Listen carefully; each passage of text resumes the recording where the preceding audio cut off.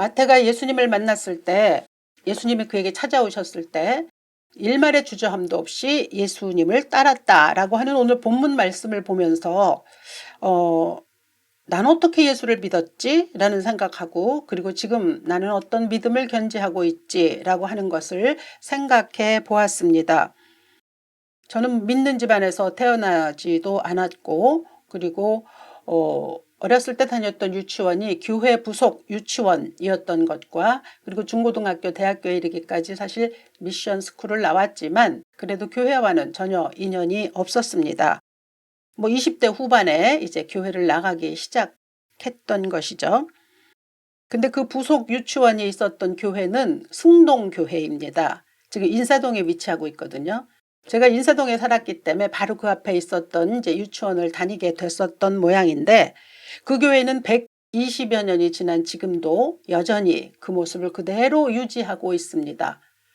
여러분, 예전에 살고 있었던 동네 혹시 찾아가 보신 적 있습니까? 저는 이제 몇 군데 한번 찾아가 봤는데 도저히 자취를 찾을 수가 없습니다. 너무 많이 변했기 때문이죠. 그런데 이 승동교회 자리가 여전히 그대로 있기 때문에 제가 유치원 졸업할 때 찍었던 사진이 있습니다. 그 교회 건물, 또 창문, 그리고 그 계단이 있는데 거기서 찍은 사진을 보면서 그 교회 뭐랄까요, 그렇게 포커스를 이렇게 맞춰서 보니까 조금도 변하지 않고 그대로 있는 걸 보면서 좀 마음이 울컥했습니다. 그렇게 많은 시간을 거쳐서 목사가 되었고, 이제 믿음을 말하고 또 왜 믿어야 하는지, 어떻게 믿어야 하는지 이런 것들을 사명으로 알고 말씀을 전하는 그러한 사람이 되었습니다. 여전히 이 일에 대한 저의 애정은 멈추지 않고 있습니다. 목사가 되었다라고 하는 자긍심도 가득하고요. 말씀을 전하고자 하는 마음도 충만하고 그렇긴 한데, 한편으로는 언제나 저에 대한 한계, 부족함 때문에 많이 고민하고 있습니다. 그래서 저는 하나님의 손이 아니면 할 수 없다라고 하는 그 마음을 가지고 있는 것을 이제 그나마 다행으로 여기고 있습니다. 누구나 다 예수를 만나게 되는 계기가 있습니다. 그리고 그 한 점, 시간이 있었을 것입니다. 본문에서 마태는 자기가 일하고 있던 세관에 예수님이 자신을 찾아오셨을 때 그냥 일말의 주저함도 없이 따라 나섰습니다. 아인슈타인이 이런 말을 했습니다. 옳은 질문만 알아내면 문제는 5분 안에 풀고도 남는다. 잘못된 질문으로 시작하면 죽었다 깨나도 절대 옳은 답에 이를 수 없다. 그 유명한 원리를 말했거든요. 근데 어쩌면 마태는 그것을 예전부터 꿰뚫고 있었던 건 아닐까, 그렇게 생각이 들었습니다. 옳은 질문, 그러니까 자기 삶에 대한 질문이겠죠. 그것을 예수님을 통해서 해답을 얻었습니다. 마태는 직업이 세리였습니다. 당시 세리는 무척 지탄받는 자들이었습니다. 왜냐하면 로마의 앞잡이로서 유대인들로부터 세금을 탈취하는 그런 자리에 있었던 사람들이죠. 그리고 그렇게 세금을 걷어낸 것의 일부는 자신들이 또 착복을 했습니다. 그러니까 민족들로부터는 변절자라는 얘기를 들어야 했고 항상 떳떳지 못한 삶을 살 수밖에 없었던 거죠. 아무도 그들을 환영하지 않았습니다. 명예직에 물론 이를 수 없었고, 그리고 법정에서 증인으로 채택이 될 수도 없었던, 그러니까 쉽게 말하면 부자이긴 했지만 사람들로부터 무시받는 그런 삶을 살았던 사람이 바로 마태였습니다. 이 말씀을 보면서 그 예수님 당시가 아닌 지금 21세기의 마태가 그렇게 세관원으로 슬쩍슬쩍 착복하면서 부자로 살고 있었다면, 지금 그렇게 살고 있다면 그는 마음의 갈등을 가졌을까 어땠을까라고 한번 생각해 봤습니다.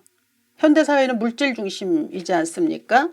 사람들 모두가 다 돈에 굉장히 관심이 많습니다. 그리고 관대하기까지 하죠. 슬픈 이야기지만 돈이면 다 된다, 이런 말들도 있지 않습니까? 그럼 과연 마태가 지금 이 시대에 세리로 살았다면 어땠을까? 돈이 일만하게 뿌리가 된다고 말씀하셨죠. 그렇지만 사람들은 여전히 부자가 되기를 꿈꿉니다. 부자가 나쁠 것은 없습니다. 그런데 성경에는 부자들을 향하여 예수께서 자주 경고하셨기 때문에 이제 제 주위에서 부자로 사는 사람들은 언젠가 그런 얘기도 했습니다.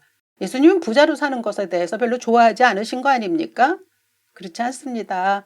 예수님은 우리가 이 땅에서 부자든 뭐 가난하든 하여튼 잘 살기를 원하시죠. 때를 따라 또 부자로 사는 사람들도 얼마든지 예수 잘 믿을 수 있는 것이죠. 다만 하나님과 재물을 겸하여 섬길 수 없다.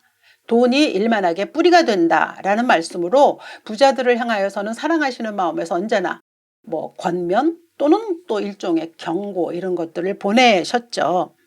반면에 가난한 사람들을 향하여서는 무조건 가난한 사람들을 좋아하시고 그들을 선호하셨다기보다는 그들을 향하여는 애정과 관심을 보여주셨습니다. 그러니까 사람들이 생각하는 것처럼 부자는 나쁘고 가난한 사람은 좋다 이런 것 전혀 아니고요. 그러니까 뭐 이쪽 해서 이렇게 편을 나누시는 게 아니라 예수님의 지향점은 언제나 낮아지라고 하는 것이었죠. 우리 주위에는 부자로 살면서도 낮아짐을 실천하면서 참 복되게 사는 사람들도 있습니다. 하지만 가난한 가운데서도 여전히 강박한 사람들도 있죠. 그러니까 그것은 부자, 가난함으로 나눌 수는 없습니다. 하지만 가난은 또 많은 면에서 불편하기는 합니다. 그러나 또 장점도 있죠. 이에 대해서 모니카 헬위라고 하는 사람이 이런 글을 써놓았습니다. 가난한 사람은 구원이 절실히 필요하다는 사실을 잘 안다. 이들은 하나님께 기대지만 무엇보다 사람들끼리 더 의존하고 서로 기대며 살아가는 존재라는 것을 잊지 않고 있다. 물질이 없기 때문에 물질에 의존하지는 않는다. 부자들은 자칫 위협이나 또는 야단치는 말로 들을 수 있을지 모르지만 가난한 자들에게 있어서 복음은 정말 기쁜 소식으로 들린다. 가난한 자는 복음의 부르심에 확실히 포기하고 복잡할 것이 없이 전부를 던지는 헌신이 가능한데 그 이유는 워낙 잃을 것이 없기 때문에 어떤 일이라도 시도할 준비가 되어 있기 때문이다 라고 얘기했는데 꽤 공감이 가는 말 아닙니까? 예수 잘 믿기 위해서 꼭 가난해야 될 필요는 없지만 세상에서 잃을 게 많다는 것 그것은 두려움도 좀 많아지기도 하고요. 또 믿음으로 선뜻 다가서는데 때로는 장애물이 되기도 하죠. 엊그제 제 친구 잘 사는 친구에게 제가 요즘에 어때 잘 지내? 라고 물었더니 뭐 별로 어려움은 없이 살고 있는데 왠지 두려워 라고 그렇게 대답을 했습니다. 이 말을 우리 공감하실 수 있을 것 같아요. 아무것도 일어나고 있지 않는데 뭔가 엄습하는 불안감들 있잖아요. 그것은 왜냐하면 지금 내가 가지고 있던 이 평안함 아니면 뭐 또 안락함 이런 것이 깨질 것 같은 즉 균형이 파괴될 것 같은 데 대한 두려움이 있는 것이죠. 반면에 크게 뭐 잃을 게 없는 사람은 좀 여러 면에서 복음대로 사는 삶에서도 접근이 좀 쉽기도 하고 또 이게 좀 안락하게 살 확률이 더 많은 것 같아요. 제 주위에도 가난하지만 행복하게 사는 친구들이 여럿 있습니다. 저들을 보면 굉장히 편안해 보이고 그리고 밝습니다. 물질이 없는 것이 전혀 그들의 삶에 영향을 미치지 못하죠. 그리고 굉장히 나누며 삽니다. 제가 가만히 보니까 이건 이제 저의 주관적인 경험이긴 한데 부자라고 해서 잘 나누는 것 같지 않더라고요. 가난한 사람이라도 그 나누는 성정에 대한 것들은 특별히 그 하나님의 은사가 있어서 그런지 서로 잘 나누고 그리고 또 가난한 사람이 가난한 사람의 마음을 이해합니다. 그래서 그렇게 살아가는 모습을 보면 굉장히 매력적인 것을 느낄 수가 있습니다. 근데 오늘 본문의 주인공인 마태는 부자였습니다. 근데 좀 특별한 거죠. 부자이긴 했지만 그러나 돈만 많은 부자로 살아갈 수는 없다라고 하는 것이 그의 삶의 이제 딜레마였던 것 같습니다. 그리고 그 마음을 누구보다도 예수께서 읽으신 거죠. 오늘 본문 9절을 보면 예수께서 마테라 하는 사람이 세관에 앉아 있는 것을 보셨다 이렇게 얘기하잖아요. 여기서 보시다라고 하는 것은 헬라어 에데아사토라고 해가지고 이거는 그냥 본다는 뜻이 아니라 눈여겨본다는 뜻입니다. 즉 다시 말해서 예수님은 이 마태가 가지고 있는 그 자아 속에 있었던 어떤 고민 그런 거 다 아신 거죠. 그는 정말 새로운 삶으로의 변화를 갖고 싶어 하는구나 갈망이 있구나 라고 하는 것을 예수께서는 보셨다는 뜻입니다. 그래서 그의 마음을 읽으셨기에 그에게 손을 내미신 거 아니겠습니까? 뭐 이런 면에서 우리 모두는 사실 다 예수님이 우리를 찾아오셔서 우리가 또 마음의 문을 열고 그분을 따르게 된 사람들이 된 것이죠. 이어지는 구절에서 일어나 따르니라 라고 하는 말씀이 나오는데, 이때 일어나라는 말은 또 헬라어로 아나스타스라고 하는 건데, 이 단어는 성경에 2번 쓰였습니다. 누가복음에 돌아온 탕자가 아버지께로, 내가 일어나 아버지께로 돌아가자 했을 때에 이 단어가 쓰였고, 또 한 번은 예수님의 부활의 때에 예수께서 일어나셨다 할 때 쓰였던 단어입니다. 그러니까 다시 말하면 죽은 자가 다시 살아나는 것과 같은 극적 반전을 이야기할 때 쓰이는 단어인 것이죠. 그러므로 이 마태복음에 있어서 이 마태가 일어나 따랐다라고 하는 이 말 속에 들어있는 뜻은 마태가 나 이제 이렇게 살 수는 없다. 나는 이대로 살 수는 없다. 내가 지금 살고 있는 삶은 죽은 자의 삶과 다르지 않다라고 하는 것을 깨닫고 일어섰다라는 뜻일 겁니다. 그래서 이 본문에 나타난 이 뭐랄까요, 예수님의 언어로 풀어보자면 마태가 일어나서 예수님을 따랐을 때 그 마음속의 동기는 자신의 죄인됨을 예민하게 자각했다, 이렇게 풀이할 수 있습니다. 죄인, 우리 뭐 익숙하죠. 근데 오늘 본문에는 죄인이 2가지로 나타납니다. 일단 바리새인들이 마태를 향하여 죄인이라고 불렀죠. 근데 그것과 그런 죄인의 개념이 하나 있고, 또 하나는 예수께서 보시는 죄인의 개념입니다. 바리새인들에게 있어서 죄인은 자기들이 기준에 맞춰져 있습니다. 자기들이 세워놓은 기준에 맞지 않으면 그들은 다 죄인이었던 거죠. 바리새인들, 서기관들, 그리고 그 시대의 기득권들은 자신들의 유전, 혈통, 율법, 그것이 자기들에게만 소용이 닿는 것으로 생각해서 하나님의 축복을 받은 자라고 그렇게 여겼거든요. 그리고 그렇지 않은 사람들, 가난하고 병들고 그리고 또 그렇게 멸시받을 만한 직업군에 있는 사람들, 그런 사람들을 향하여서는 저주받은 죄인이라고 그렇게 여겼습니다. 그러니까 그들의 시각에서 볼 때 마태는 철저한 죄인인 거죠. 근데 문제는 예수님의 시각이죠. 예수님은 그렇게 보지 않으셨습니다. 13절에서 말씀하십니다. 내가 긍휼을 원하고 제사를 원하지 아니하노라 하신 뜻이 무엇인지 배우라. 나는 의인을 부르러 온 것이 아니요 죄인을 부르러 왔다 라고 말씀하셨습니다. 그러니까 예수님의 시각에서는 누가 죄인이냐? 바리새인들, 서기관, 그리고 율법을 잘 지키는 지극히 존경받을 만한 그 종교인들이 죄인입니다. 근데 그들은 자신이 죄인됨을 모르고 있는 것이죠. 그러니까 누가 죄인이냐 하는 그것을 사람이 만들어내는 게 아니라 예수께서 규정해 주십니다.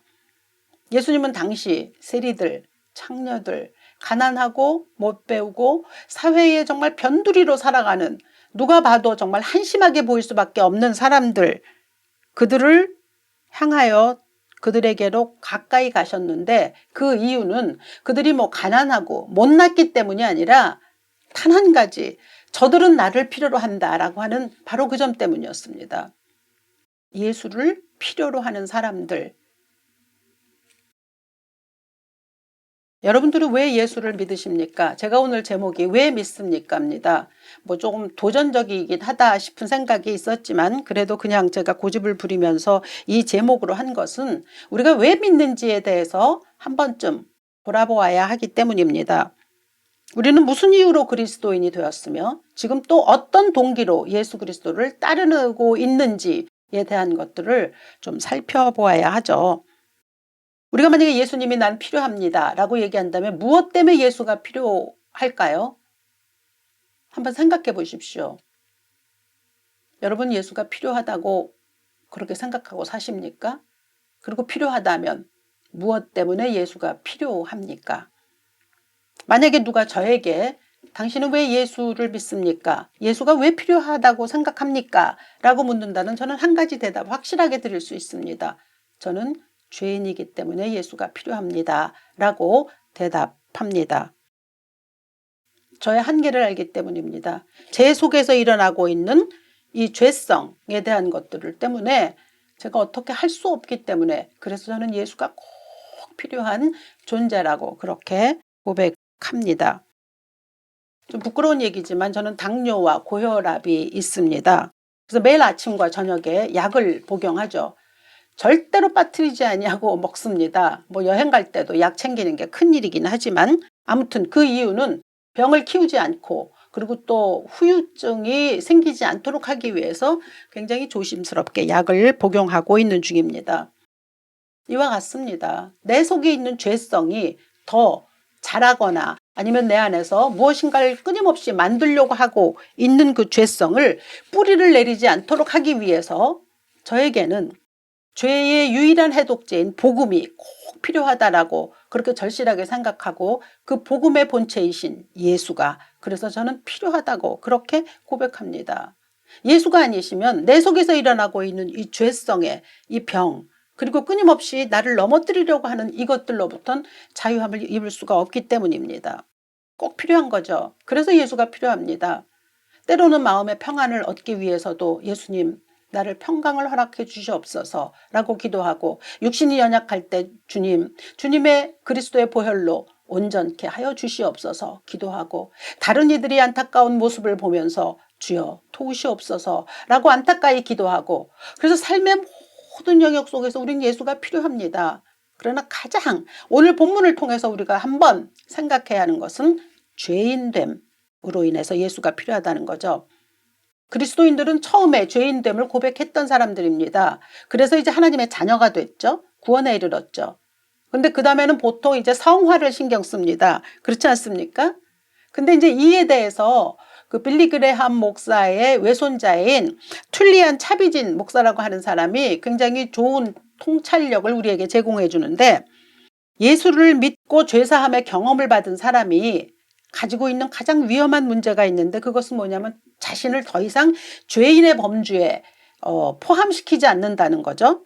그러니까 예전엔 죄인이었는데 내가 이제 예수 믿고 나면 난 이젠 죄인이 아니야 라고 하고 살면서 이제 성화의 과정을 열심히 노력하고 봉사하고 기도하고 해서 일종의 종교적인 어떤 생활을 통해서 자신을 가꾸어 가는데 치중한다는 거죠. 그런데 이 차비진 목사는 말합니다. 그의 책 Jesus All이란 거 예수가 다다 라고 하는 그 책에서 그리스도인들이 성화를 위해 열심 내는 것으로 다하려 한다면 그건 방향성이 틀렸다. 진정한 의미의 성화는 매일 매 순간마다 주여 나는 죄인으로소이다. 나를 불쌍히 여기소서 긍휼을 베풀어 주옵소서라고 말하며 매일매일 자신의 죄인됨을 고백하는 것으로서 성화는 완성된다 라고 그렇게 말했습니다. 그러니까 회심했다고 그러죠. 우리가 예수 믿으면 회심한 후에도 우리는 여전히 죄인이다라고 하는 것이 중요하다는 거죠. 그래서 말합니다. 성화라고 하는 것이 매일매일 칭의의 자리로 그래 너는 내가 이제 의인이라 불러줄게 라고 하는 그 자리로 돌아서는 것이 성화이지 다른 어떤 노력 종교적인 노력을 행함으로 이루어질 수 있는 것이 아니라고 하는 이 차비진 목사의 말은 좀 새겨들을 필요가 있습니다. 또 더러는 또 이렇게 얘기하는 분도 있을 거예요. 이제 죄인의 자리에서 벗어났다고 예수님이 이제 새로운 피조물이라고 또 이렇게 우리에게 말씀이 또 선포하고 계시니 자꾸 죄를 들춰내는 것이 뭐가 좋겠느냐고 얘기하는 분들도 있습니다. 그리고 죄가 가져오는 두려움으로 인해서 또 우리의 신앙이 소극적이 될 수 있다라고 말하기도 하죠. 근데 여러분 구원파가 왜 이단입니까? 그들은 한 번 받은 구원은 절대로 달라지지 않기 때문에 이제는 당신 마음대로 살아도 된다라고 하는 것이 그들의 그 생각 가운데 있는 거거든요. 우리가 우리 마음대로 살 수 있는 존재가 아니지 않습니까? 그리고 우리가 정말 솔직히 우리 속을 들여다보면 내 마음대로 하자고 하면 어떤 일이 생겨납니까? 죄악의 일만 생겨나는 것이죠. 그래서 죄에 대해서는 끊임없이 생각을 해야 합니다. 죄가 드러나야 합니다. 예수 앞에서. 예수 앞에서 애통하고 마음 아파하는 것 그것이 복인 것이죠. 그래서 죄를 고백한다는 게 우리를 초라하게 만들거나 위축하게 하지 않습니다. 오히려 예수가 내 초라함을 이렇게 덮어주시기 때문에 예수 안에서 다시 한번 힘을 얻을 수가 있게 되는 거죠. 그리고 나 자신도 예수 안에서 자긍심이 생길 뿐더러 다른 이들을 향해서도 마음이 열리게 됩니다. 오늘 이 마태가 예수님을 따르면서 가장 먼저 했던 게 뭐냐면 다른 이들과의 식탁을 열었던 거거든요. 오늘 말씀 10절을 보니까 많은 세리와 죄인들이 와서 그동안 그들과 함께 식탁에 앉았다. 이렇게 얘기합니다. 마태는 틀림없이 그동안에 혼밥했을 겁니다. 왜냐하면 자기들끼리끼리 모여서 밥을 먹은들 누가 그걸 뭐 인정해 주었겠습니까? 멸시의 손짓을 했을 뿐이겠죠. 그런데 예수가 그 식탁에 앉으시니 마태는 이제 해방감, 그리고 또한 자기들과 같은 그 사람들을 모으는데도 전혀 지체하지 않았어요. 그리고 불러 모아서 잔치를 열었습니다. 그러니까 우리의 삶에서 가장 최고로 또 지켜져야 할 가치가 있다면 이 식탁의 주인은 누구이신가 라고 하는 점입니다.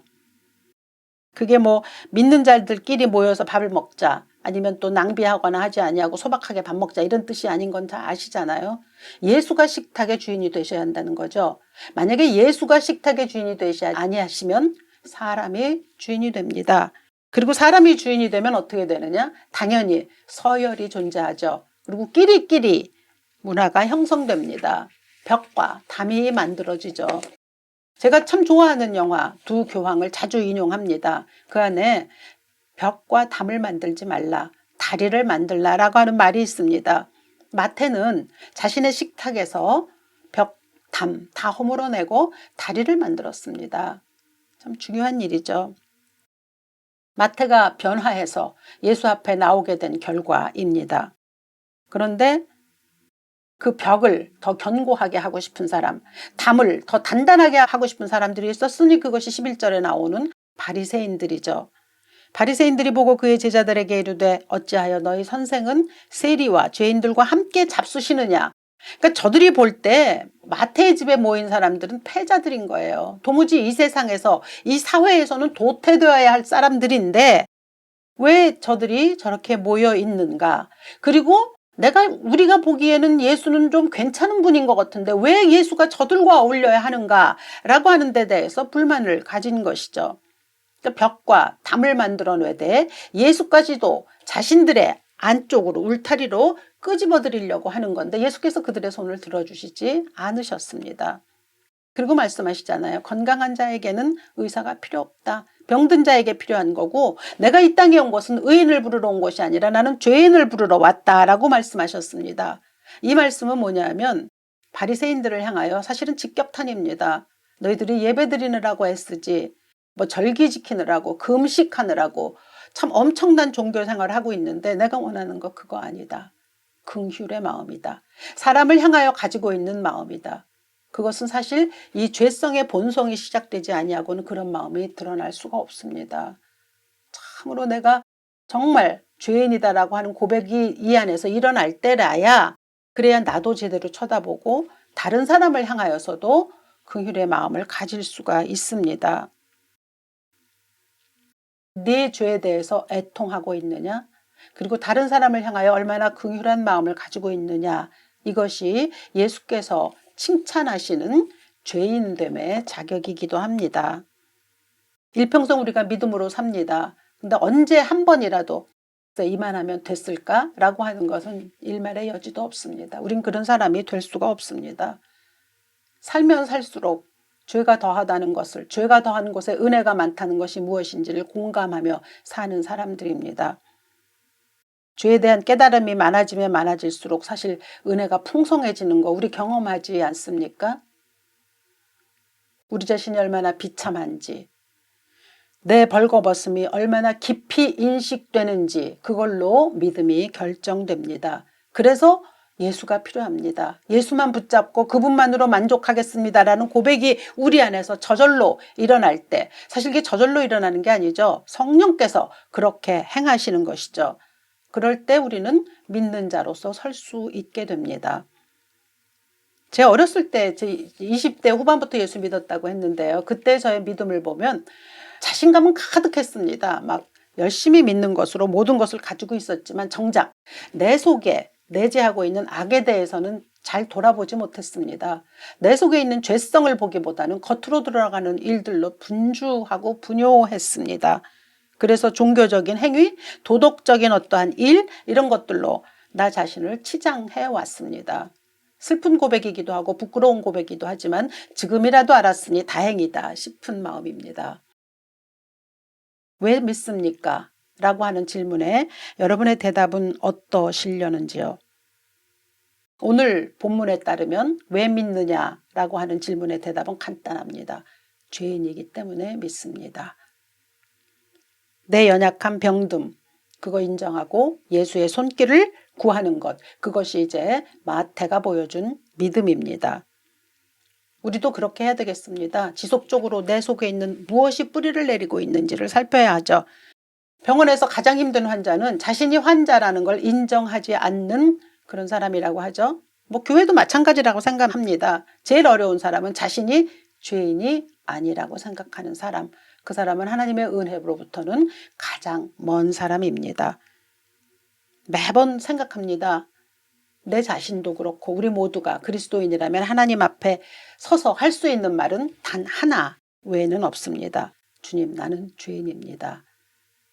그래서 예수가 필요합니다.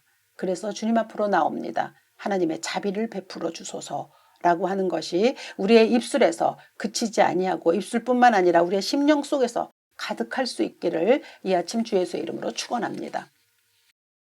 살아계셔서 우리와 함께 하시는 아버지, 우리는 죄인입니다. 나는 죄인입니다. 내 속에 있는 연약함 때문에 예수가 필요합니다. 그 예수가 베풀어 주시는 놀라우신 은혜와 평강과 또한 자비를 구합니다. 하나님, 우리 모두 그 은혜 가운데 머물게 축복하여 주시옵소서. 주 예수 그리스도 귀하신 이름으로 기도합니다. 아멘.